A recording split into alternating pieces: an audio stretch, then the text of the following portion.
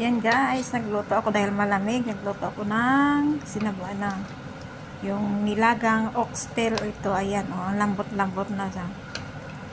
Mga 2 oras ko to pinalambot. Ayan. Luto na siya eh. Nilagay ko na yung kanyang vegetable.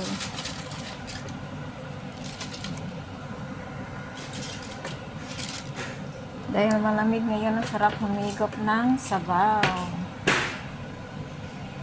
Buto-buto ito, oxtail. Ayan. Ayan na guys, masarap humigop ng sabaw nito. Kasi malamig-lamig. Malambot na kasi ang tagal kong pinalambot. Ayan o. Makikita mo ang lambot-lambot na.